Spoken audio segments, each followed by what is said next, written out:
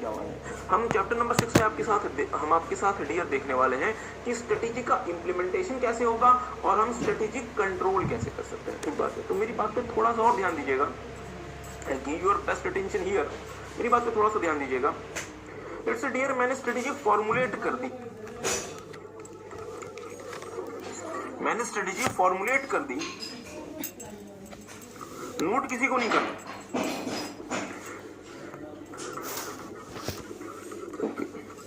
मैं कुछ लिखता हूं, इसको आपको नहीं लिखना।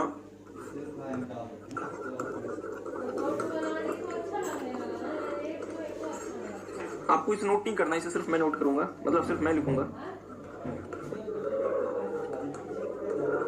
ओके, तो अब कृपया यहां ध्यान देंगे, प्लीज यहां ध्यान दें। मैंने स्ट्रेटेजी फॉर्मुलेट कर दी, यस। मैं इंप्लीमेंट सही से नहीं कर पाया, मैं सही से इंप्लीमेंट नहीं कर पाया। क्या मुझे मेरा डिजायर्ड रिजल्ट मिलेगा, हाँ या ना? क्या मुझे मेरा डिजायर्ड रिजल्ट मिलेगा, हाँ या ना? नहीं मिलेगा सर। रीजन क्या है? आपने स्ट्रेटेजी बना के छोड़ दी, आप उसे इंप्लीमेंट नहीं कर पाए। मुझे सोच के बताया ना डियर, प्लान सिर्फ बना लेना काफी है या अपने प्लान को इंप्लीमेंट करना पड़ता है? सर जी, इंप्लीमेंट करना पड़ता है। जितना समय डियर आपको प्लान के फॉर्मुलेशन में लगता है, उससे ज्यादा एनर्जी, उससे ज्यादा एफर्ट और उससे ज्यादा समय आपको उसके इंप्लीमेंटेशन में लगाना पड़ता है। Only then you are going to get the result. Agree करते हैं? मैंने फॉर्मुलेशन सही प्रकार से नहीं की, मैं इंप्लीमेंटेशन पे बहुत ध्यान देता हूं। क्या रिजल्ट मिलेगा? अगेन नहीं मिलेगा। रिजल्ट क्या है, मतलब इसका रीजन क्या है कि सर जी अगर आपने फॉर्मुलेशन ही घटिया स्ट्रेटेजी की कर दी, सब स्टैंडर्ड स्ट्रेटेजी की कर दी, आप चाहे जितने अच्छे तरीके से इंप्लीमेंट करेंगे, क्या कभी रिजल्ट मिलेगा? कभी नहीं मिलेगा। तो फिर सर जी बोलना क्या चाहते हो, हमें क्रक्स बताओ ना। तो डियर हम ये कहना चाहते हैं कि हमें स्ट्रेटेजी के फॉर्मुलेशन पे भी बहुत ज्यादा ध्यान देना पड़ेगा और हमें इसके इंप्लीमेंटेशन पे भी बहुत ज्यादा ध्यान देना पड़ेगा अगर हम रिजल्ट लेकर आना चाहते हैं। Means we have to put our best effort in the formulation process as well as the strategic implementation process if you want to get the result. यदि मेरा formulation weak है या यदि मेरा implementation weak है, दोनों में से कुछ भी weak होगा, मुझे result नहीं मिलेगा। तो क्या सर जी फिर आप ये कहना चाहते हो कि आपको formulation पे और implementation पे दोनों पे आपको बहुत ज्यादा ध्यान देना पड़ेगा? मैंने कहा मैं बिल्कुल नहीं कहना चाहता कि आपको डियर अपने formulation aspect पे एज वेल एज आपको अपने इंप्लीमेंटेशन एस्पेक्ट पे ध्यान देना पड़ेगा यदि आप अपने स्ट्रेटेजिक गोल्स, अपने स्ट्रेटेजिक ऑब्जेक्टिव्स अचीव करना चाहते हैं। मैं आपको डायरेक्ट फैक्ट बता दूं, बहुत बार क्या होता है कि कंपनी के सीईओ को लगता है या कंपनी के एमडी को लगता है, मींस जो भी कंपनी के बड़े मैनेजर्स होते हैं, उनको ये लगता है कि हमने बेहतरीन स्ट्रेटेजी फॉर्मुलेट कर दी, अब इंप्लीमेंटेशन हमारी जिम्मेदारी नहीं है, इंप्लीमेंटेशन के लिए हम जिम्मेदार नहीं है, हमारा काम सिर्फ और सिर्फ स्ट्रेटेजी का फॉर्मुलेशन था और फिर वो इंप्लीमेंटेशन एस्पेक्ट पे ध्यान नहीं देता।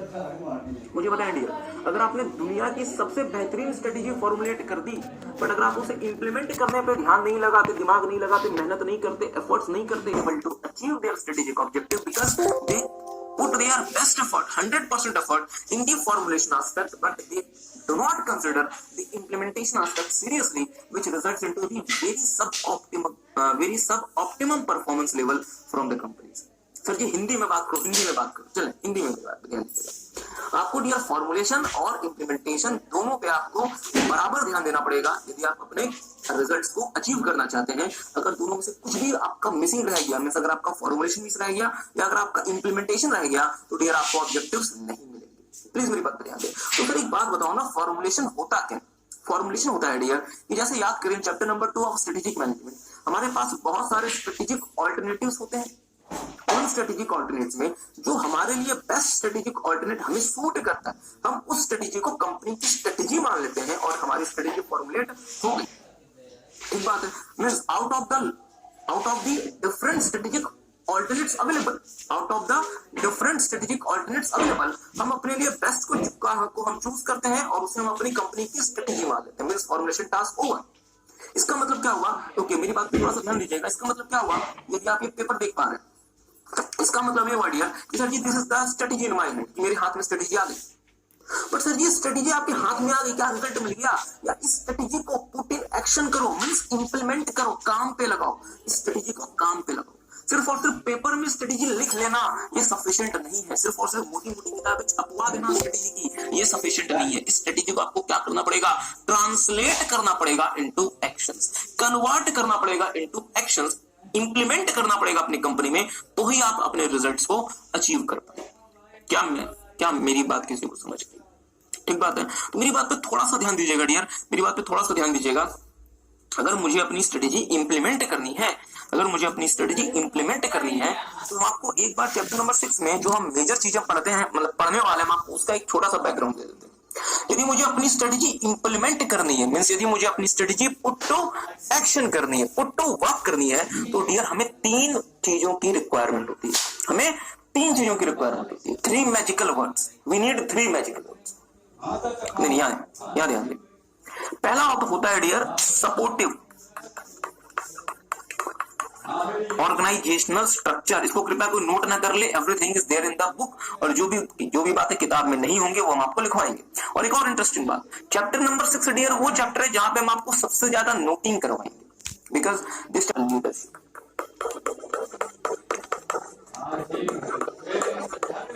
तीसरा हमें चाहिए होता है dear supportive leadership. Means there are 3 essential things we need if we want to have a proper strategic implementation. These are supportive organizational structure, second is supportive culture, and the third one is supportive leadership. क्या मेरी बात किसी को समझ आई? तो sir जी क्या हमें इसको नोट करना है? बिल्कुल नहीं, हम आपको सिर्फ और सिर्फ कुछ बातें बता रहे हैं, आपको सिर्फ और सिर्फ उन बातों को ध्यान से सुनना है। मेरी बात पे अगेन ध्यान दीजिएगा डियर, मेरी बात पे अगेन ध्यान, मेरी बात को सुनिएगा। रेलवेज, भारतीय रेलवेज, इंडियन रेलवेज, हम सबका प्यारा रेलवेज, भारत का सबसे बड़ा कॉर्पोरेशन है रेलवे, और दुनिया के टॉप 10 कॉर्पोरेशन में आता है रेलवे। ठीक बात है, बहुत ध्यान से मेरी बात को सुनिएगा। हमारे देश के railway minister Shri Piyush Goyal ji, chartered accountant by profession.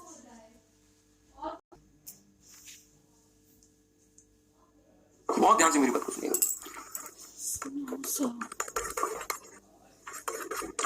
अब देखिए, कोई मतलब दिल पे ना ले ले, मेरी ड्राइंग बहुत अच्छी नहीं है, वो बोलेंगे सर जी सीए आपने पता नहीं क्या मजाक बना के छोड़ दिया, तो कृपया आपको दिल पे ना। ओके, इन्होंने भारतीय रेलवे के लिए एक स्ट्रेटेजी बनाई, इन्होंने भारतीय रेलवे के लिए एक स्ट्रेटेजी बनाई और सीए का नीचे साइन लगा दिया कि सर जी लोगों पे ट्रस्ट है। अब मेरी बात पे, मेरी छोटी सी बात पे ध्यान दीजिएगा। इन्होंने कहा कि हमें भारतीय रेलवे को ना रिवाइव करना है, भारतीय रेलवे को हमें बेहतर बनाना है, ट्रांसफॉर्म करना है। इन्होंने एक स्ट्रेटेजी बनाई। अब इस स्ट्रेटेजी को इन्हें कहां इंप्लीमेंट करना है? रेलवे में। इनको कहां, इस स्ट्रेटेजी को कहां इंप्लीमेंट करना है? रेलवे में। सर जी परेशानी क्या है? मेरी बात पर ध्यान दीजिएगा, परेशानी क्या है? रेलवे में 10 लाख से ज्यादा इंप्लॉइज काम करते हैं, रेलवे में 10 लाख से ज्यादा इंप्लॉइज काम करते हैं, थाउजेंड छोड़ने lakhs of private contractors railways में लगे हुए, प्राइवेट कॉन्ट्रैक्टर। इतनी सारी प्राइवेट कंपनीज के साथ, इतनी सारी सरकारी कंपनीज के साथ रेलवे का कॉन्ट्रैक्ट चल रहा है। कितने सारे अदर पार्टीज हैं जो कि रेलवे के लिए ब्रिजेस बना रहे हैं, रेलवे के ट्रैक्स बिछा रहे हैं, रेलवे के लिए बिजली के इक्विपमेंट्स बना रहे हैं, रेलवे के लिए मतलब नई नई चीजें बना रहे हैं, प्लेटफॉर्म बना रहे हैं। प्लीज ध्यान दीजिए, अगर मैंने एक नई स्ट्रेटेजी बनाई, अगर मैंने कोई स्ट्रेटेजी बनाई, तो स्ट्रेटेजी मैंने क्या सिर्फ और सिर्फ देखने के लिए बनाई है या उसे इंप्लीमेंट करना चाहता हूं? अब सर आप इतने देर से बोल रहे हो कि फॉर्मुलेट भी करो, इंप्लीमेंट भी करो, तो हम मान लेते हैं कि इंप्लीमेंट भी करना है। नहीं, आपका दिल क्या कहता है? क्या स्ट्रेटेजी सिर्फ और सिर्फ फॉर्मुलेट करने के लिए बनाएंगे या उसे इंप्लीमेंट करना पड़ेगा? सर जी अब आप मानने वाले तो नहीं, तो हम ही मान लेते हैं कि इंप्लीमेंट करना पड़ेगा। मैंने कहा धन्यवाद। पीयूष गोयल जी ने स्ट्रेटेजी बना दी इसके लिए, रेलवे, और अभी इस स्ट्रेटेजी को ये रेलवे पे इंप्लीमेंट करना चाहते हैं। बट सर परेशानी क्या, ध्यान दीजिएगा, रेलवे के 10 लाख तो रेलवे के खुद के लैक्स ऑफ प्राइवेट प्लेयर्स यहां पे काम करते हैं, दुनिया भर की thousands of private and public companies के साथ रेलवे के ट्रांजेक्शन, कहीं ब्रिजेस बन रहे हैं, कहीं ट्रैक्स बिछ रहे हैं, कहीं प्लेटफॉर्म्स बन रहे हैं, कहीं रेलवे ने किसी और कंपनी से अपने लिए वेंडिंग मशीन्स खरीदी जो कि हमारे रेलवे स्टेशन पे लगेगी, सिक्योरिटी कैमरास खरीदे। Means huge level of business is going on, huge level of business is going on. ठीक बात है। अब यदि डियर ये स्ट्रेटेजी मुझे अपने रेलवेज में इंप्लीमेंट करनी है, तो रेलवे में क्या होना चाहिए? पहला होना चाहिए डियर सपोर्टिव ऑर्गेनाइजेशनल स्ट्रक्चर। मतलब रेलवे का जो स्ट्रक्चर है, रेलवे ऑर्गेनाइजेशन का जो स्ट्रक्चर है, स्ट्रक्चर का मतलब एक बेसिक हिंट हम आपको दे देते हैं कि रेलवेज में सुपीरियर कौन है, सबऑर्डिनेट कौन है, हमारे डिपार्टमेंट्स क्या क्या है। रेलवे को यदि कोई डिसीजन लेना पड़ता है तो किन किन लोगों के थ्रू वो डिसीजन फाइनलाइज होकर जाता है, और अल्टीमेटली डिसीजन लेने की मतलब पावर किसके पास है। रेलवे को यदि कोई नई ट्रेन शुरू करनी होती है तो उसकी प्रक्रिया क्या है, रेलवे को यदि कोई ट्रैक बिछाना होता है तो उसकी प्रक्रिया क्या है, क्योंकि सारी चीजें किसी प्रक्रिया के तहत, किसी प्रोसेस के तहत होकर गुजरेंगी। तो इसे हम नाम देते हैं ऑर्गेनाइजेशनल स्ट्रक्चर। ऑर्गेनाइजेशनल स्ट्रक्चर मेरा इस स्ट्रेटेजी को सपोर्ट करने वाला होना चाहिए। हाँ सर, क्योंकि स्ट्रेटेजी हमें अपनी ऑर्गेनाइजेशन में इंप्लीमेंट करनी है। यदि वो स्ट्रक्चर ही इसे सपोर्ट करने वाला नहीं होगा तो क्या होगा? हमारी स्ट्रेटेजी और हमारे स्ट्रक्चर के बीच में कॉन्फ्लिक्ट आ जाएगा और हमारी स्ट्रेटेजी कभी भी इंप्लीमेंट नहीं हो पाएगी। क्या मेरी बात आप समझ पा रहे? इसको भी नोट ही करना, सब कुछ हम आपको लिख पाएंगे। दूसरा हमें चाहिए होता है डियर सपोर्टिव कल्चर। दूसरा हमें चाहिए होता है सपोर्टिव कल्चर। मान लीजिए ये स्ट्रेटेजी कुछ ऐसी है कि ये 100% ऑटोनोमेशन की बात करती है। ये स्ट्रेटेजी कहती है कि हम मैनुअल चीजों को छोड़ के पूरी तरीके से क्या हमसे कहां जाना चाहते हैं, हम पूरी तरीके से टेक्नोलॉजी इस्तेमाल करना चाहते हैं। बट यदि मेरे जो इंप्लॉयज हैं मेजॉरिटी को टेक्नोलॉजी का टी भी नहीं पता, तो क्या मेरी स्ट्रेटेजी और मेरे ऑर्गेनाइजेशन के कल्चर में आपको लगता है समानता है? नहीं सही। इसलिए हमें क्या चाहिए डियर, एक ऐसा कल्चर चाहिए जो कि इस स्ट्रेटेजी को सपोर्ट करे। ठीक बात है। और तीसरा हमें चाहिए होता है डियर, हाँ बिल्कुल सपोर्टिव लीडरशिप। मतलब हमारे रेलवे में जो लोग हैं, जो हमारे रेलवे में अलग अलग लेवल्स के मैनेजर्स हैं, वो इस स्ट्रेटेजी के हिसाब से काम करें, इस स्ट्रेटेजी के साथ अपने आप को एडजस्ट करें, स्ट्रेटेजी के तहत काम करें। Are you guys getting? तो ही जाके मैं अपनी स्ट्रेटेजी भारतीय रेलवेज में सक्सेसफुली इंप्लीमेंट कर पाऊंगा, अदरवाइज मैं नहीं कर पाऊंगा। ठीक बात है। तो मेरे साथ साथ चले, जो कि आपको बेसिक बातें समझानी थी वो हो चुका है। अब हम थोड़ा सा मूव करते हैं और थोड़ा सा हम रीड करते हैं। आप सारे बच्चे अपनी अपनी किताबें ओपन करें और मेरे साथ साथ देखने का प्रयास करें। प्लीज यहाँ ध्यान देंगे, आप आपको किताब से पढ़ाएंगे, देखेंगे मेरे साथ साथ।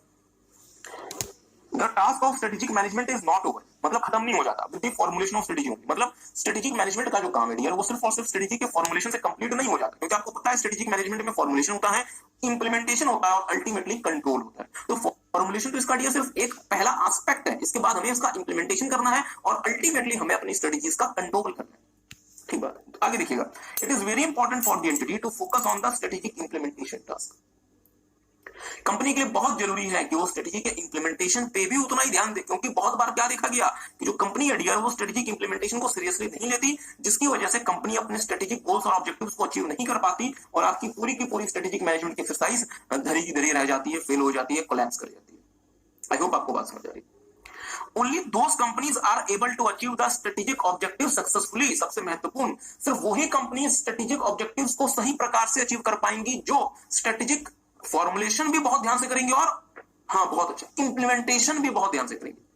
मतलब मुझे डियर स्ट्रेटेजी का फॉर्मुलेशन एज वेल एज मुझे उसका इंप्लीमेंटेशन बहुत ध्यान से करना पड़ेगा। यदि मैंने किसी में भी गलती कर दी, यदि मैंने फॉर्मुलेशन में गलती कर दी या यदि मैंने इंप्लीमेंटेशन में गलती कर दी, दोनों में से यदि मैं किसी में भी गलती कर जाऊंगा, मैं अपना रिजल्ट अचीव नहीं कर पाऊंगा। I will not be in the position to achieve my result if I make any mistake whether in the formulation aspect और in the implementation aspect. I won't be able to achieve my strategic goals, my strategic objectives. I hope आपको बात समझ आ रही है। मेरे साथ साथ देखेंगे dear, who are able to formulate a sound strategy and implement it successfully। और जैसा कि हमने आपको बताया है कि स्ट्रेटेजी के इंप्लीमेंटेशन में डियर हमें तीन प्रमुख चीजों की रिक्वायरमेंट होती है। पहला, हमें एक ऐसा ऑर्गेनाइजेशनल स्ट्रक्चर चाहिए, हमें एक ऐसा कॉर्पोरेट स्ट्रक्चर चाहिए जो मेरी स्ट्रेटेजी को सपोर्ट करे।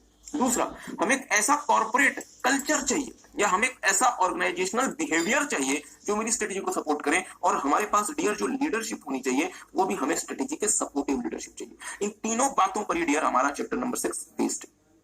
और जैसे ये तीन बातें हो जाएंगी 75% ऑफ चैप्टर नंबर 6 कंप्लीट हो जाएगा। जैसे ये तीन बातें हो जाएंगी 75% of the chapter number 6 is devoted to organisational structure, corporate culture and organisational leadership. ठीक बात है। ओके, आगे देखिएगा strategy implementation. Strategy implementation is a managerial exercise of putting the strategy into work. तो मेरी बात पर थोड़ा सा ध्यान दीजिएगा। मैंने क्या कहा, ये सर जी मैंने ना ये स्ट्रेटेजी बना ली, तो क्या स्ट्रेटेजी बना लेना काफी है या इसे काम में लगाना पड़ेगा, इसे पुट टू एक्शन करना पड़ेगा? सर जी इसे पुट टू एक्शन करना पड़ेगा। स्ट्रेटेजी को पुट टू एक्शन कौन करेगा? हमारे मैनेजर्स ही करेंगे। ठीक बात है। तो मेरे साथ साथ देखेंगे strategy implementation is a managerial exercise of putting the strategy into work. It is a process of translating strategy chosen by the company into actions। मतलब जो स्ट्रेटेजी आपने चूज कर ली थी उसे काम में लगाओ, उसे एक्शंस में कन्वर्ट करो, ये कहलाता है डियर स्ट्रेटेजी इंप्लीमेंटेशन। आगे देखिएगा, many times managers fails to distinguish between this strategy formulation and implementation. बहुत बार क्या होता है डियर कि कंपनी के मैनेजर्स को समझ ही नहीं आता कि what is formulation, what is implementation, और इसकी वजह से वो जो इंप्लीमेंटेशन के एस्पेक्ट को सीरियसली कंसीडर नहीं करते और उनको स्ट्रेटेजिक ऑब्जेक्टिव्स को अचीव करने में डियर बहुत ज्यादा समस्याएं फेस करनी पड़ती है। आगे देखिएगा, बहुत बार क्या होता है डियर कि आपने बहुत अच्छी स्ट्रेटेजी बनाई बट इंप्लीमेंटेशन अच्छा ना हो पाने की वजह से आप अपने ऑब्जेक्टिव्स अचीव नहीं कर पाते। इसलिए कंपनी को यदि अपनी स्ट्रेटेजी इंप्लीमेंट करनी है तो उन्हें फॉर्मुलेशन पे और उसकी इंप्लीमेंटेशन पे बहुत ध्यान से काम करना पड़ेगा, तभी आप अपने स्ट्रेटेजिक गोल्स को, ऑब्जेक्टिव्स को अचीव कर पाएंगे। अदरवाइज आप अपने गोल्स और ऑब्जेक्टिव्स को अचीव नहीं कर पाएंगे। सो आई होप आपको बात समझ आई। So take some time dear, एक बार इसे पढ़ेंगे फिर हम आपके साथ आगे प्रोसीड करेंगे।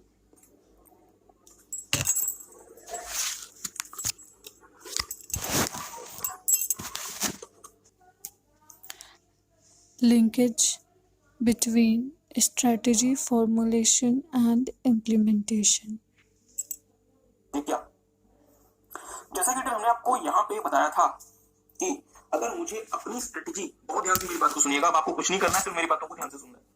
अगर मुझे अपनी स्ट्रेटेजी डियर इंप्लीमेंट करनी है, तो मेरी स्ट्रेटेजी को इंप्लीमेंट करने के लिए मुझे 3 चीजें चाहिए। क्या क्या? सपोर्टिव ऑर्गेनाइजेशनल स्ट्रक्चर, कि ऑर्गेनाइजेशन का जो स्ट्रक्चर होगा वो ऐसा होना चाहिए जो मेरी स्ट्रेटेजी को सपोर्ट करे। अब डियर फिलहाल आपको नहीं पता कि ऑर्गेनाइजेशन का स्ट्रक्चर मेरी स्ट्रेटेजी को सपोर्ट करे, इसका मतलब क्या होता है, बट ये सिर्फ मान लें कि हमें ये चाहिए। दूसरा, हमें सपोर्टिव कल्चर चाहिए, मतलब हमारे ऑर्गेनाइजेशन का जो कल्चर होगा, जिस तरीके से हम अपने ऑर्गेनाइजेशन में काम करते हैं, वो मेरी स्ट्रेटेजी को सपोर्ट करने वाला होगा। चलिए हम आपको एक छोटा सा इसमें एग्जांपल दे देते हैं ताकि आपको समझ आएगा कि what is the meaning of supportive culture. मेरी बात पे थोड़ा सा ध्यान दीजिएगा। याद है डियर, आपने चैप्टर नंबर 5 में R&D अप्रोचेस पढ़े थे। चैप्टर नंबर 5 में R&D अप्रोचेस। हाँ बिल्कुल सही। बच्चा कह सकता है कि सर चैप्टर नंबर 6 तो समझ नहीं आ रहा, पता नहीं चैप्टर नंबर 5 में कहां से लेंगे। नालायक बच्चे, रिवाइज करके घर से कभी नहीं आना। ये बच्चे सिर्फ और सिर्फ इस चक्कर में रहते हैं कि हम चीजें रटें। डियर मैं भी कोशिश करता हूं कि आपको कीवर्ड्स दूं, but dear understanding has no substitute. जब तक आपको चीजें समझ नहीं आएंगी, जब तक आपको चीजें समझ नहीं आएंगी, सॉरी टू से इट इज फिर आते हैं। और इवन आप में से कुछ सारे बच्चे ऐसे इनको अपना प्राइम गोल माने, उसको कभी लगता है हमें अकाउंट्स को समझना। ध्यान दीजिएगा, बहुत ध्यान से मेरी बात को सुनिएगा। जैसा कि हमने आपको बताया डियर कि यदि मुझे डियर अपनी स्ट्रेटजी इंप्लीमेंट करनी है तो मुझे क्या चाहिए? Supportive structure. दूसरा डियर मुझे चाहिए होता है सपोर्टिव कल्चर। एग्जांपल लेके आपको समझाते हैं। आपने डियर चैप्टर नंबर 5 में R&D अप्रोचेस पढ़े थे। इसको कोई नोट ना करे, क्योंकि कुछ क्लास, हमारी क्लास में कुछ बच्चे नोट करने में डियर एक्सपर्ट है, and I don't know why. Okay, तो 3 अप्रोचेस क्या क्या थे? पहला था डियर टेक्नोलॉजी लीडर। ये वो कंपनीज होती हैं जो कि नए रिसर्च में नई टेक्नोलॉजी में लीड लेती है। वो बहुत सारा पैसा इन्वेस्ट करती है ताकि वो नई नई टेक्नोलॉजीज को इन्वेंट कर सके। दूसरे होते हैं डियर टेक्नोलॉजी इमिटेटर्स। ये वो कंपनीज होती हैं जो कि नई टेक्नोलॉजी इन्वेंट नहीं करती, उस पर पैसा नहीं लगाती। आपने यदि कोई नई टेक्नोलॉजी इन्वेंट कर ली तो ये अपनी R&D टीम को बोलेगी कि इस कंपनी ने ये नई टेक्नोलॉजी खोज ली है, तुम इसको कॉपी। हाँ, लोअर एंड टेक्नोलॉजी फॉलो। सिर्फ कुछ बच्चे तो पढ़ के आते हैं जो जवाब दे रहे हैं। मेरा आपसे छोटा सा सवाल है, बहुत ध्यान से मेरी बात को सुनिएगा। मान लीजिए डियर कि हमारा जो स्ट्रेटेजिक विजन है वो कहता है कि हमें टेक्नोलॉजी लीडर बनना है। हमें क्या बनना है? Technology leader. ठीक बात है, बट बहुत ध्यान से मेरी बात को सोच के बताइएगा। हमारी कंपनी का जो अप्रोच है या हमारी कंपनी में जिस तरीके से हम काम करते हैं, वहां पे एक रूल बना हुआ है कि अगर कोई नया आइडिया लेकर आएगा वो सिर्फ और सिर्फ सीईओ लेकर आएगा। सीईओ के अलावा नया आइडिया जिसके भी दिमाग में आएगा उसको नौकरी से निकाल दिया जाएगा या उसको हम पनिश करेंगे। बहुत ध्यान से मेरी बात सुनिएगा। हमारी कंपनी का ऑब्जेक्टिव या हमारी कंपनी की स्ट्रेटेजी बोलती है कि हमें टेक्नोलॉजी लीडर बनना है, और हमारी कंपनी का जो कल्चर है वो कल्चर ये कहता है कि अगर कोई नया आइडिया आएगा तो वो सीईओ के दिमाग में आएगा, क्योंकि सीईओ को ही भगवान से आशीर्वाद प्राप्त है, बाकी किसी को भी भगवान से आशीर्वाद नहीं मिला होगा। और सीईओ के अलावा यदि किसी ने भी कोई नया आइडिया देने की कोशिश की तो उसको पकड़ के कंपनी से बाहर निकाल देंगे। ये अपने आप को सीईओ से भी ज्यादा होशियार साबित करने के चक्कर में लगा हुआ। मान लीजिए ऐसे हमारी कंपनी का इस तरीके से हमारी कंपनी में काम होता है। ये हमारी कंपनी का क्या डियर? कल्चर। तो मेरा आपसे छोटा सा सवाल, ध्यान दीजिएगा मेरी बात पे। हमारी स्ट्रेटेजी क्या कहती है कि सर जी क्या बन जाओ? Technology leader. पर हमारा कल्चर क्या कहता है? नया आइडिया सिर्फ और सिर्फ सीईओ का ही आएगा। अगर सीईओ के अलावा किसी ने भी कोई नए आइडिया की बात की हम उसे कंपनी से निकाल देंगे। ठीक बात है, मुझे बात सोच के बताएंगे। यदि मुझे टेक्नोलॉजी लीडर बनना है, तो क्या सिर्फ और सिर्फ सीईओ के दिमाग वाला आइडिया ही हमारे लिए फायदेमंद होगा, या हो सकता है डियर कि हमारी कंपनी के जो बाकी इंप्लॉइज हैं वो भी हमें कुछ अच्छे इनोवेटिव आइडियाज दे सकें, हमें वो काम को करने के नए नए रास्ते बता सके, हमें वो नई नई खोज करने में मदद कर सके। क्योंकि अल्टीमेटली डियर अगर आपको टेक्नोलॉजी लीडर बनना है तो सिर्फ और सिर्फ सीईओ के दिमाग के भरोसे बैठे रहने से काम नहीं चलेगा। कि सीईओ के दिमाग में जब नया आइडिया आएगा तभी कंपनी काम करेगी, बाकी कंपनी के बाकी लोगों का दिमाग ही नहीं है, वो कुछ नहीं सोच सकते। तो मैं क्या देख रहा हूँ डियर कि मेरी स्ट्रेटेजी और मेरे कल्चर में क्या गया? कॉन्फ्लिक्ट आ गया। मेरी स्ट्रेटेजी ये कहती है कि हमें टेक्नोलॉजी लीडर बनना है, और हमारा जो कंपनी का कल्चर वो ये बोलता है कि अगर कोई आइडिया दे सकता है कंपनी में वो सिर्फ और सिर्फ सीईओ साहब दे सकते हैं, बाकी हम किसी का भी आइडिया सुनने वाले ही नहीं है, हम अपने कान ही बंद कर लेंगे। और वो नहीं मानता हम उसे नौकरी से निकाल देंगे, और जो भी उसका हमारे पास प्रोविडेंट फंड पड़ा हुआ है वो सारा का सारा पैसा हम अपने पास रख के बैठ जाएंगे, हम उसे पे ही नहीं करेंगे। अब बताओ, अब नया आइडिया लेकर तो क्या ऐसी कंपनी से डियर कभी भी टेक्नोलॉजी लीडर बन पाएंगी? नहीं। हमारी स्ट्रेटेजी अचीव हो पाएगी? नहीं। और हमारी स्ट्रेटेजी को अचीव करने में रोड़ा कौन बन गया? हमारा खुद का कल्चर जो ये कहता है कि अगर कुछ भी नई बात कोई बोलेगा तो वो सिर्फ सीईओ बोल सकता है। अगर सीईओ के अलावा किसी ने कोई भी नई बात बोलने की कोशिश की हम उसके हाथ अपनी कंपनी से बाहर करवा देंगे। मतलब हाथ क्या समझिए, मतलब पूरी की पूरे आदमी को हम कंपनी से बाहर करवा देंगे। तो मुझे सोच के बताया dear what arises here? Conflict between the culture and my strategy. क्या मेरी बात समझ पाए? इसलिए सर जी हमने आपको क्या लिखवाया कि यदि आपको स्ट्रेटेजी इंप्लीमेंट करनी है, यू नीड सपोर्टिव कल्चर, मतलब आपकी कंपनी में ऐसा कल्चर होना चाहिए जो आपकी स्ट्रेटेजी को सपोर्ट करे। इसी तरीके से डियर, अगर मुझे स्ट्रेटेजी इंप्लीमेंट करनी है तो मुझे सपोर्टिव लीडरशिप चाहिए। क्या मेरी बात आप समझ पाए? तो डियर एक बात तो आपको समझ आ गई, मैंने कहा ओके, आपने कहा सर जी क्या, मैं आपको फिर से बताता हूँ। एक बात तो आपको समझ आ गई कि यदि मुझे डियर स्ट्रेटेजी इंप्लीमेंट करनी है, तो मुझे 3 बातें चाहिए। मैं लेट्स लिख देता हूं सपोर्टिव। मुझे 3 चीजें चाहिए। क्या क्या? Supportive structure, supportive culture, supportive leadership. इसके अलावा भी चैप्टर नंबर 6 में चीजें हैं। अब ये पूछ रहे थे कि सर इतना ये क्या, इतना हमारा 75% सिलेबस है पूरे के पूरे चैप्टर नंबर 6 का। अब मेरी बात पर थोड़ा सा ध्यान दीजिएगा। मान लीजिए कि यदि मैं एक बिल्कुल नई स्ट्रेटेजी,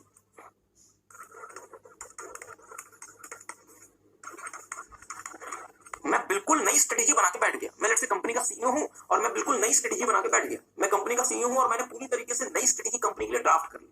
ठीक बात, मुझे बस सोच के बताएंगे, अभी तक हमारी कंपनी में जो स्ट्रेटेजी चल रही थी, हमारा स्ट्रक्चर किसके हिसाब से था? उस स्ट्रेटेजी के हिसाब से। हमारी कंपनी का कल्चर किसके हिसाब से था? पुरानी स्ट्रेटेजी के हिसाब से। और हमारी कंपनी की लीडरशिप भी किसके हिसाब से थी? जो स्ट्रेटेजी सर जी अभी तक आप चलाते आ रहे हैं, आपकी एग्जिस्टिंग या जो भी आप कह लें, आपकी पुरानी स्ट्रेटेजी के हिसाब से। एक बात है, इसका मतलब अभी हमारे पास डियर जो स्ट्रक्चर है, कल्चर है और जो हमारे पास अभी लीडरशिप है, वो हमारी अभी तक जो हमारी स्ट्रेटेजी चलती आ रही थी उसके हिसाब से था। अब लेट्स से मैं बिल्कुल नई स्ट्रेटेजी लेकर पहुंच गया कि सर जी अब तो हमें भविष्य में या अब हमें अगले महीने से ये स्ट्रेटेजी लगानी है। मुझे सोच के बताएं, मेरा स्ट्रक्चर किसके हिसाब से बना हुआ है? मेरी पुरानी स्ट्रेटेजी के, कल्चर मेरा पुरानी स्ट्रेटेजी का, और मेरी कंपनी की जो लीडरशिप मैंने बैठाई हुई है वो भी पुरानी स्ट्रेटेजी के हिसाब से मैंने बैठाई। एग्री करते हैं? अगर मैं एक नई स्ट्रेटेजी लेके पहुंच गया और मेरा स्ट्रक्चर, मेरा कल्चर और मेरी यदि लीडरशिप पुरानी स्ट्रेटेजी के हिसाब से होगी, तो क्या इन दोनों के बीच में कॉन्फ्लिक्ट आ जाएगा? हाँ सर, कल्चर आपका पुराना है, स्ट्रक्चर आपका पुराना है, लीडरशिप आपकी पुरानी है और स्ट्रेटेजी आप नई लेके पहुंच गए, and there will be huge conflict between these two. नुकसान किसका होगा? कंपनी का, और कंपनी बैठ जाएगी। क्या किसी को बात समझ आई? तो सर जी कहना क्या चाहते हो? हम ये कहना चाहते हैं डियर कि आप बिल्कुल जाएं, नई स्ट्रेटेजी में जाएं, हम मना नहीं करते, नई स्ट्रेटेजी में जाना पड़ता है डियर। वॉलमार्ट कंपनी दुनिया का सबसे बड़ा फिजिकल रिटेलर है, मतलब जो फिजिकल स्टोर्स बना के गुड्स को बेचता है। उसने देखा कि लोग फिजिकल स्टोर तक आना पसंद नहीं कर रहे, वो घर बैठे ऑनलाइन ऑर्डर प्लेस कर रहे हैं, और इसका सबसे बड़ा फायदेमंद किसको, इसका सबसे बड़ा फायदा किसको मिल रहा है? अमेज़न। लोग नहीं पसंद करते कि अपनी गाड़ी निकाले, ड्राइव करें, वॉलमार्ट के स्टोर पहुंचे। वॉलमार्ट का स्टोर डियर हमारे देश में जैसे हुआ करते हैं, मतलब विलेजेस, इतने बड़े बड़े वॉलमार्ट के स्टोर्स हैं, वहां पे कार पार्क करें, अंदर जाएं, शॉपिंग करें, दुनिया भर की परेशानी ले नहीं लोग प्रेफर करते। लोग घर बैठे ऑनलाइन शॉपिंग कर रहे हैं ग्रोसरी आइटम्स की, और इसका सबसे बड़ा नुकसान किसको हो रहा था? वॉलमार्ट को। तो वॉलमार्ट को क्या अपनी फिजिकल रिटेल की स्ट्रेटेजी में बदलाव करना चाहिए था? हाँ सर, और एक नई स्ट्रेटेजी लेकर आनी चाहिए थी जो कि इलेक्ट्रॉनिक रिटेल, इलेक्ट्रॉनिक कॉमर्स पे फोकस करे। एग्री करते हैं? पर सर जी एक बात बताओ ना, अभी तक वॉलमार्ट क्या फॉलो कर रहा था? मैंने कहा सर फिजिकल कॉमर्स। तो अभी तक वॉलमार्ट का जो स्ट्रक्चर था वो किसको सपोर्ट करता होगा? Physical commerce. वॉलमार्ट का जो कल्चर था वो किसको सपोर्ट करता होगा? Physical commerce. और वॉलमार्ट की जो लीडरशिप थी वो किसको सपोर्ट करती होगी? Physical commerce. बट यदि वॉलमार्ट को मार्केट में जिंदा रहना है और यदि उसको अमेज़न से कंपीट करना है, तो उसे एक बिल्कुल नई स्ट्रेटेजी इंप्लीमेंट करनी पड़ेगी जो कहलाएगी इलेक्ट्रॉनिक कॉमर्स। क्या मेरी बात आप समझ पाए? बट डियर लेट्स से ये मैं स्ट्रेटेजी लेकर आ गया इलेक्ट्रॉनिक कॉमर्स, मैं कंपनी का सीईओ हूं, मैं ये स्ट्रेटेजी लेकर पहुंच गया और मैंने कहा देखिए ये इलेक्ट्रॉनिक कॉमर्स। बट सर जी अभी आपके पास जो स्ट्रक्चर है, जो कल्चर है और जो लीडरशिप, वो कैसी है? जो फिजिकल कॉमर्स को सपोर्ट करती है। क्या इन दोनों के बीच में कंपेटिबिलिटी बनी? नहीं। स्ट्रेटेजी आप ई कॉमर्स की लेकर आ गए और स्ट्रक्चर, कल्चर और लीडरशिप आपने फिजिकल कॉमर्स की लगाई हुई है, दोनों में क्लैश हो जाएगा, कंपनी हमारी बैठ जाएगी, बर्बाद हो जाएगी, बंद हो जाएगी। Are you guys getting? तो सर जी हमें क्या करना पड़ेगा? यदि मैं एक बिल्कुल नई स्ट्रेटेजी बनाता हूं डियर, तो मुझे इस नई स्ट्रेटेजी के हिसाब से, एज पर न्यू स्ट्रेटेजी, बहुत ध्यान से मेरी बात सुनिएगा, एज पर न्यू स्ट्रेटेजी मुझे अपने एग्जिस्टिंग स्ट्रक्चर में, एग्जिस्टिंग कल्चर में और एग्जिस्टिंग लीडरशिप में परिवर्तन करना पड़ सकता है। मींस मुझे अपने एग्जिस्टिंग कल्चर, मुझे अपने एग्जिस्टिंग स्ट्रक्चर जो किसके हिसाब से मैंने बनाया था? फिजिकल कॉमर्स, मुझे उसमें चेंज करके उसे इलेक्ट्रॉनिक कॉमर्स के लायक बनाना पड़ेगा। मेरे लोगों का काम करने का तरीका, मींस कल्चर, जो अभी तक किस बेसिस पे था? फिजिकल कॉमर्स, मुझे उसमें बदलाव करना पड़ेगा और मुझे उनके कल्चर में चेंज करना पड़ेगा ताकि वो इलेक्ट्रॉनिक कॉमर्स को प्रेफर करें। मेरी कंपनी में जो मैनेजर्स बैठे हुए हैं, मतलब लीडरशिप, वो किसको सपोर्ट करती है? Physical commerce. अब उनमें हमें तब्दीली करनी पड़ेगी ताकि वो इलेक्ट्रॉनिक कॉमर्स को सपोर्ट करें। क्या मेरी बात आप समझ पाए? तो डियर हम ये कहना चाहते हैं कि यदि आप एक नई स्ट्रेटेजी बनाते हैं तो आपको हो सकता है कि अपने एग्जिस्टिंग स्ट्रक्चर, कल्चर और लीडरशिप में परिवर्तन करना पड़े, क्योंकि आपकी जो नई स्ट्रेटेजी है वो हो सकता है कि आपके पुराने स्ट्रक्चर, कल्चर और लीडरशिप से कंपेटेबल ना हो, इन दोनों के बीच में लिंकेज ना हो। इसलिए आपको एग्जिस्टिंग स्ट्रेटेजी से, जैसे आप किसी नई स्ट्रेटेजी में चले गए, आपको एक नए प्रकार का स्ट्रक्चर, कल्चर और लीडरशिप कंपनी में लेकर आना पड़ सकता है। और यदि आप एक नए प्रकार का एससीएल, शॉर्ट में एससीएल, स्ट्रक्चर, कल्चर और लीडरशिप लेकर आ जाते हैं, नए प्रकार का एससीएल लेकर आ जाते हैं, इसका मतलब क्या हुआ कि आप फॉरवर्ड मूव करना, और पीछे की जो भी चीजें हैं, पुराना जो एससीएल है उससे आपने अपना रिश्ता तोड़ दिया और आप एक नया एससीएल लेकर आ सकते हैं कंपनी में। It is known as forward linkage between the formulation and implementation. मतलब हमने पहले फॉर्मुलेट किया स्ट्रेटेजी को, और उसे इंप्लीमेंट करने के लिए हमें जैसा भी एससीएल चाहिए, हम वो नया स्ट्रेटेजी, एक नया स्ट्रक्चर, कल्चर और लीडरशिप लेकर आने की क्षमता रखते हैं, कैपेसिटी रखते हैं, और हम वो नया स्ट्रक्चर, कल्चर और लीडरशिप लेकर आएंगे। इसकी वजह से हम क्या देखते हैं कि हमारा फॉर्मुलेशन का और इंप्लीमेंटेशन का डियर फॉरवर्ड लिंकेज, मींस हम फॉरवर्ड मूव कर रहे हैं और पुराना स्ट्रक्चर, कल्चर और लीडरशिप को हमने छोड़ दिया, त्याग दिया। क्या मेरी बात किसी को समझ है? On the other hand dear, मुझे बात सोच के बताएंगे, यदि कंपनी को अपने ऑर्गेनाइजेशनल स्ट्रक्चर में बदलाव करना है, मतलब लोगों के रोल्स एंड रिस्पांसिबिलिटीज में चेंज करने हैं, कुछ लोगों को नौकरी से निकालना है, जो लोग मैनेजर बन के बैठे हुए हैं, हो सकता है उनको हमें एम्प्लॉय बनाना हो ताकि स्ट्रक्चर में परिवर्तन हो सके। आपको जान के हैरानी होगी डियर, किसी जमाने में टोयोटा कंपनी में 10-10 बॉस हुआ करते थे। टोयोटा ने एक ही झटके में 8 बॉस हटा दिए, सिर्फ 2 ही बॉस रहे कंपनी। अब बोलोगे सर ये 2 भी क्यों, एक ही रहे? ये नहीं हो तो मुझे बताएं, क्या 8 लोगों जिनकी वजन आई, लोग रेडी नहीं होंगे इसके लिए, और हो सकता है कि मैं उस रेजिस्टेंस को झेलना पाऊं। इसलिए डियर बहुत बार क्या होता है, कंपनी क्या करती है, कंपनी कहती है कि सर जी हमें ना रेजिस्टेंस नहीं झेलना, हम बेवजह अपने ही कंपनी में वॉर की सिचुएशन में नहीं जाना चाहते, इसलिए एक काम करो, तुम सीए हो, तुम स्ट्रेटेजी बनाओगे। मैंने कहा हाँ सर, एक काम करो, हमारी जो भी कंपनी है इसका एग्जिस्टिंग स्ट्रक्चर समझो, इसका एग्जिस्टिंग कल्चर समझो और इसका एग्जिस्टिंग लीडरशिप समझो, और इसके हिसाब से ही हमें कोई स्ट्रेटेजी रिकमेंड करो। मतलब हम एक ऐसी स्ट्रेटेजी अपना नहीं सकते जिसमें हमें अपने एग्जिस्टिंग स्ट्रक्चर को, कल्चर को और लीडरशिप को परिवर्तित करना पड़े, क्योंकि हम वो बैकलैश नहीं झेल सकते, हम वो विरोध नहीं झेल सकते। इसलिए हम क्या करेंगे, हम अपने एग्जिस्टिंग स्ट्रक्चर, कल्चर और लीडरशिप में सुटेबल हो जाने वाले, फिट बैठ जाने वाले ही स्ट्रेटेजी का चुनाव करेंगे। तो मुझे सोच के बताया डियर, वॉलमार्ट को पता है कि भाई अमेज़न हर बीते दिन के साथ बहुत तेजी से आगे आता जा रहा है और फिजिकल स्टोर्स में आने वाले लोगों की संख्या बहुत तेजी से गिर रही है, और यदि वॉलमार्ट को सर्वाइव करना है तो उसको एक बिल्कुल नई स्ट्रेटेजी चाहिए जो ई कॉमर्स की है। बट वॉलमार्ट अपने एग्जिस्टिंग स्ट्रक्चर, कल्चर और लीडरशिप में करने वाले परिवर्तन से बहुत ज्यादा घबराया हुआ है। तो मुझे बताएं, वॉलमार्ट क्या कभी भी ई कॉमर्स की नई स्ट्रेटेजी लेकर आ पाएगा? कभी लेकर नहीं आ पाएगा, क्योंकि ये जो नई स्ट्रेटेजी है वो उसके पुराने ईसीएल मतलब एससीएल में सपोर्ट ही नहीं करती। क्या किसी को ये बात समझ आई? तो डियर अगर आप ऐसी स्ट्रेटेजी बनाते, चले चीजों को सिंप्लीफाई करते हैं, से कॉम्प्लिकेट नहीं करते, यदि आप डियर ऐसी स्ट्रेटेजी बनाते हैं जो कि आपके एग्जिस्टिंग स्ट्रक्चर, आपके एग्जिस्टिंग कल्चर और आपकी एग्जिस्टिंग लीडरशिप में फिट बैठ जाए, इसे हम नाम देते हैं बैकवर्ड लिंकेज। ये स्ट्रेटेजी डियर वो कंपनीज अपनाती हैं जिनको मेजर रेजिस्टेंस नहीं चाहिए, जो अच्छे से काम कर रही है, जिनको लगता है सब कुछ सही चल रहा है, हम ग्रो कर रहे हैं, पैसा कमा रहे हैं, तो अननेसेसरली अपनी कंपनी में पंगा क्यों उठाते हैं। इसलिए यहाँ पे वो स्ट्रेटेजीज हम अपनाते हैं डियर जो हमारे बने बनाए स्ट्रक्चर, कल्चर और लीडरशिप के हिसाब से फिट बैठ जाए, ताकि उनमें हमें अननेसेसरली मॉडिफिकेशन ना करना पड़े, क्योंकि सर जी चीजों में मॉडिफिकेशन करना इतना आसान नहीं है।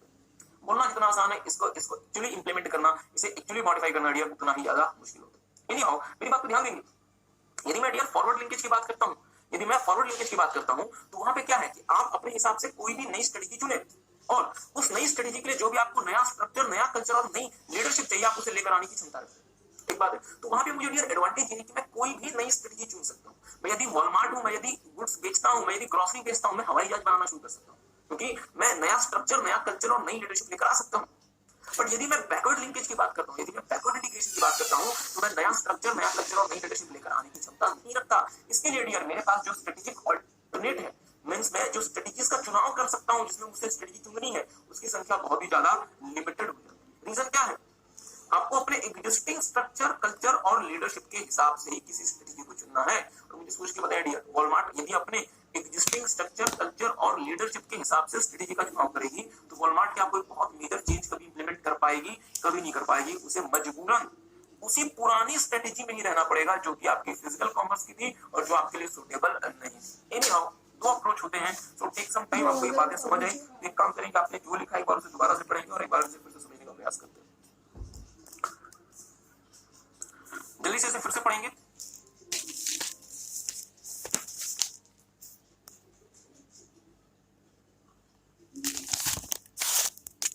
We have seen Linkage between strategy formulation and implementation. Both the strategy formulation and implementation tasks are the part of strategic management process. The deviation of the process into formulation and implementation is only for the proper study. The strategy formulation and implementation tasks are interrelated and interlinked. Two types of linkage exist between the formulation and implementation. First one is forward linkage and second one is backward linkage.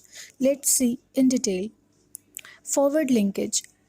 Here, company formulates those strategies which have little or no linkage with the existing structure, existing culture, and existing leadership of the organization.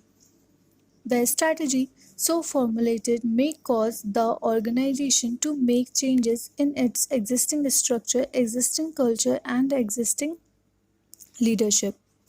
This may be because new strategies may not be supportive by the existing structure, culture, and leadership of the organization. In this way, formulation of the strategy have the forward linkage with its implementation. Now, forward linkage. Many times, organizations may find it very difficult to implement new strategies as it might require them to make changes in their existing organizational structure, corporate culture, and organizational leadership. Hence, many organizations tends to adopt those strategies which can be implemented within their existing structure, culture, and leadership. This approach is a kind of backward integration. In this approach, entity cannot go for any major changes in their strategy and choice of a strategic alternative shall be very limited. जी formulation और implementation दोनों बहुत महत्वपूर्ण aspect होते हैं। तो dear 4 possible permutation combination हो सकते हैं। क्या क्या? हमने जो स्ट्रेटजी फॉर्मुलेट की वो स्ट्रेटजी हमने बहुत अच्छी बनाई बट उसका इम्प्लीमेंटेशन वीक है। हमने स्ट्रेटजी जो फॉर्मुलेट की वो अच्छी बनाई और इम्प्लीमेंटेशन भी एक्सीलेंट। हमने स्ट्रेटजी ही गलत बनाई, इंप्लीमेंट अच्छे से किया मतलब और इंप्लीमेंट भी खराब तरीके से किया, और हमने स्ट्रेटजी ही फ्लॉड बनाई और उसका इंप्लीमेंटेशन हमने अच्छे से कर दिया। Means there are 4 possible permutation combination. तो मेरे साथ साथ थोड़ा सा लिखेंगे क्योंकि जैसा कि हमने आपको बताया है कि चैप्टर नंबर 6 में चूंकि मतलब टेक्निकल चीजें थोड़ी सी ज्यादा। Strategy formulation and implementation matrix. The various possible combination or permutation combination of the strategy formulation and strategy implementation could be x-axis and y-axis. Okay, x-axis जो कि हॉरिजेंटल होगा उसमें स्ट्रेटजी इम्प्लीमेंटेशन ले लिया, वाई एक्सिस में अपन ने जो कि वर्टिकल होगा उसमें अपन ने स्ट्रैटेजी फॉर्मुलेशन ले लिया। अब जो स्ट्रैटेजी फॉर्मुलेशन है वो 2 तरह का हो सकता है, फ्लॉड एंड साउंड, और स्ट्रैटेजी इम्प्लीमेंटेशन भी 2 तरह का हो सकता है, वीक और एक्सीलेंट। फर्स्ट मैट्रिक्स ABCD, ठीक है। तो फर्स्ट मैट्रिक्स में फॉर्मुलेशन स्ट्रैटेजी का साउंड है बट इम्प्लीमेंटेशन वीक है। सेकंड, बी मैट्रिक्स में फॉर्मुलेशन स्ट्रैटेजी का साउंड है और इम्प्लीमेंटेशन भी एक्सीलेंट है। सी मैट्रिक्स में फॉर्मुलेशन फ्लॉड है, इम्प्लीमेंटेशन भी वीक है। और डी मैट्रिक्स में फॉर्मुलेशन फ्लॉड है बट जो इम्प्लीमेंटेशन है वो एक्सीलेंट है। तो डियर हमारे पास कितने अप्रोच हो सकते हैं फॉर्मुलेशन और इंप्लीमेंटेशन के? हमारे पास कितने रास्ते हो सकते हैं, मतलब कितने प्रमोटेशन कॉम्बिनेशन हो सकते हैं?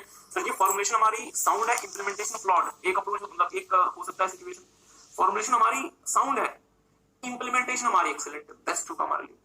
फॉर्मुलेशन हमारी फ्लॉड है, इंप्लीमेंटेशन हमारी एक्सीलेंट है, और फॉर्मुलेशन हमारी फ्लॉड है और इंप्लीमेंटेशन हमारी मतलब वीक है। ठीक बात है। तो ये 4 पॉसिबल हमारे प्रमोटेशन कॉम्बिनेशन बन सकते हैं। ओके, आगे आएंगे डियर हम एक अलग इसके बाद जो हमारा जो एरिया है efficiency. Okay, efficiency, effectiveness and strategy. Okay, there is sufficient space over here. We have seen box A. It is a situation where company has formulated a sound strategy but finding it difficult to implement properly. This may be due to lack of experience, non-availability of fund, ineffective leadership, etc. Such companies need to improve their implementation task before changing the formulation aspects. Box C. It is a situation where a company has not formulated a sound strategy but also finding it difficult to implement it properly. Such companies need to focus on both formulation as well as on implementation. Box D या square D. It is the situation where company could not formulate a sound strategy, but it is very effective in implementing it. Such company need to redesign their formulation process before such company needs to redesign their formulation process before making changes in the implementation process. Box B. It is an ideal situation. IDEAL. Ideal situation where company has formulated a sound strategy and also implementing the strategy very efficiently.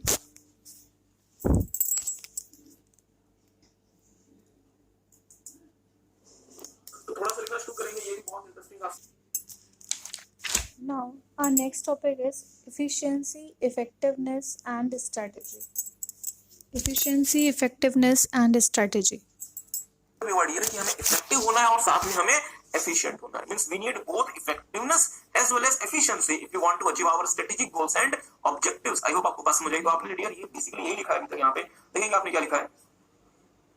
Okay, efficiency and effectiveness is often used interchangeably. बहुत बार लोगों को dear ये मतलब difference पता नहीं होता कि efficiency और इफेक्टिवनेस में क्या अंतर होता है। लोगों को पता होता है कि कुछ तो अंतर होता है, बट क्या अंतर होता है ये नहीं पता होता। सो एनी हाउ वो लोग इसको इंटरचेंजेबली इस्तेमाल कर लेते हैं, बट इन दोनों में बहुत बड़ा अंतर होता है। Efficiency is something which can be quantified. Efficiency को आप क्वांटिफाई कर सकते हैं। जैसे अगर ये ओके, कहां गया मार्कर हमारा? Where is our marker? ये रहा। अगर इस मार्कर को बनाने में हमें 10 रुपए का मटेरियल चाहिए था, हमने 20 रुपए का मटेरियल लगा दिया, इसका मतलब हम सिर्फ 50% एफिशिएंट। मींस हमने एफिशिएंसी क्वांटिफाई कर ली, but as far as effectiveness is concern मैं उसे क्वांटिफाई नहीं कर सकता। मैं ये पता नहीं लगा सकता कि मैं यदि मोदी जी से जाके मीटिंग करता हूं, अगर अपना कोई काम बनवा लेता हूं, तो मैं कितने परसेंट इफेक्टिव था। ये नहीं है। एफिशिएंसी डियर एक सब्जेक्टिव एस्पेक्ट नहीं है, एक ऑब्जेक्टिव एस्पेक्ट है, बट इफेक्टिवनेस एक सब्जेक्टिव एस्पेक्ट है। ठीक है। And represents the relationship between input and output. क्या आपने मटेरियल इनपुट कितना लिया, आउटपुट कितना दिया, आपने स्टैंडर्ड टाइम कितना लिया, आपने एक्चुअल काम कितना किया, etcetera. On the other hand effectiveness is concerned with how capable organization is in achieving its goals and objectives. Efficiency is mainly internal or effectiveness external है। To be effective, organization needs to continuously interact with its external environment so to achieve the goals and objectives. Okay, the operational managers are responsible to make the organization efficient. मेरी बात पे ध्यान दीजिएगा। Production करवाने का काम किसका होता है डियर? हमारे फंक्शनल या फिर ऑपरेशनल मैनेजर का। मतलब एफिशिएंसी का काम किसका है? ऑपरेशनल मैनेजर का। बट सर जी, देश के प्रधानमंत्री से नेगोशिएट करना या किसी मिनिस्ट्री से जाके अपना अप्रूवल लेना, ये काम किसका है? टॉप मैनेजमेंट का। While the top managers are responsible to make the organization effective to achieve the strategic objectives successfully, organization needs to be both effective, both efficient and effective. मतलब सर जी, अगर आपको अपने गोल्स अचीव करने हैं तो आपको efficient भी होना पड़ेगा, मतलब बिना बर्बादी के काम करना पड़ेगा, और इफेक्टिव भी होना पड़ेगा, मतलब आपको नए नए ऑर्डर्स मार्केट से लेकर आने भी पड़ेंगे। तो डियर मेरी बात पे ध्यान दीजिएगा। अगेन यहाँ पे 4 प्रकार के प्रमोटेशन कॉम्बिनेशन होंगे। पहला, हमारी कंपनी इफेक्टिव भी है, मतलब नए ऑर्डर्स भी लेकर आती है, और हमारी कंपनी एफिशिएंट भी है, मतलब जो भी ऑर्डर आता है उसको बहुत अच्छे तरीके से प्रोसेस करती है बिना बर्बादी किए। तो डियर अगर आपकी कंपनी, अब कुछ भी आपको नोट नहीं करना, अगर आपकी कंपनी डियर इफेक्टिव है और एफिशिएंट दोनों है, तो आपकी कंपनी थ्राइव करेगी। थ्राइव, ध्यान दीजिएगा। एक ओटी जो कहलाती है ग्रो, एक ओटी जो कहलाती है थ्राइव करना। थ्राइव का मतलब होता है बहुत तेजी से, बहुत जल्दी तरक्की करना। तो ऐसी कंपनीज डियर जो इफेक्टिव है और साथ में एफिशिएंट है, वो कंपनीज सिंपली ग्रो नहीं करेंगी, वो कंपनीज थ्राइव करेंगी, उछल कूद के तरक्की करेंगी। दूसरा, अगर मेरी कंपनी इनइफेक्टिव है, इनइफेक्टिव का मतलब मैं नए ऑर्डर लेकर नहीं आ पाता, मैं जहां जाता हूं सामने वाली पार्टी मुझे देता हुआ ऑर्डर मना कर देती है, क्योंकि मैं बात ही नहीं कर सकता, मैं उनको कन्विंस नहीं कर सकता, मैं उनके साथ नेगोशिएट नहीं कर सकता। पर जो भी मैं थोड़ा बहुत ऑर्डर लेकर आता हूं, मेरे वर्कर्स इतने अच्छे हैं कि वो बहुत एफिशिएंट तरीके से उस ऑर्डर को प्रोसेस करते हैं। तो डियर मुझे एक बात बताएं, यदि आपकी कंपनी में नए ऑर्डर्स नहीं आएंगे तो क्या आपकी कंपनी डाई में जाएगी, मतलब डेथ में चली जाएगी? हाँ सर, क्योंकि नए ऑर्डर आपकी कंपनी को जिंदा रखते हैं। अगर रेवेन्यू भी जनरेट नहीं होगा तो कंपनी कैसे बचेगी? बट सर जी आपके वर्कर बहुत एफिशिएंट है, इसलिए मरने की प्रक्रिया स्लो हो जाएगी। मतलब आप अब अगर नए ऑर्डर्स बिल्कुल नहीं आएंगे तो कंपनी तो सर जी इवेंचुअली बंद हो जाएगी। पर सर जी चूंकि वर्कर हमारे एफिशिएंट है, बहुत अच्छे से काम करते हैं, बिना बर्बादी किए काम करते हैं, इसलिए हम स्लो, मतलब हम बहुत जल्दी नहीं मरेंगे, हम बहुत स्लोली मरेंगे। अब क्या कर सकते हैं? इन शॉर्ट में डियर ये लैंग्वेज इस्तेमाल की तो क्या मैं लैंग्वेज बदल दूं? ओके, तीसरा, हम क्या इफेक्टिव है, मतलब हम नए ऑर्डर्स लेकर आते हैं पर हमारा वर्कर नालायक है, वो इनएफिशिएंट है, वो उसमें बर्बादी बहुत करता है। मेरी बात पर डियर थोड़ा सा ध्यान दीजिएगा।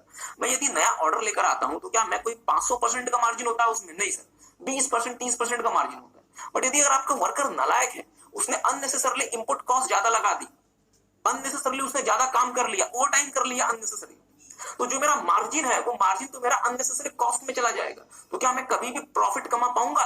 कभी नहीं कमा पाऊंगा, और सिर्फ मैं बहुत मुश्किल से सर्वाइव कर सकूंगा। मैं बंद तो नहीं होऊंगा, मैं टाइम ही नहीं जाऊंगा। रीजन क्या है? नया ऑर्डर आ रहा है, पर वर्कर हमारा नालायक है, वो वेस्टेज बहुत ज्यादा करता है। इसलिए डियर ऐसी कंपनीज सिर्फ और सिर्फ सर्वाइव मोड में रहेंगी, वो कंपनीज ग्रो कभी नहीं कर पाएंगी, ध्यान दीजिएगा।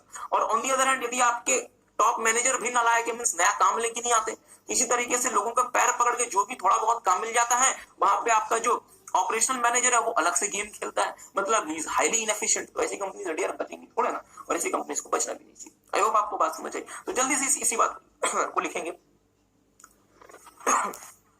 जल्दी से लिखेंगे।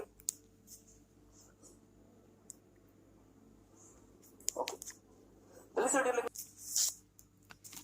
There are following possible situations. First is entity is both effective and efficient. Cell number 1. जो मैट्रिक्स था, मैट्रिक्स में 4 थे ना, 1 2 3 4 सेल, तो cell number 1 talks about entity is both effective and efficient. If the entity is both effective and efficient, it will grow at a very rapid pace, that is thrive. Thrive का मतलब होता है तेजी से तरक्की करना।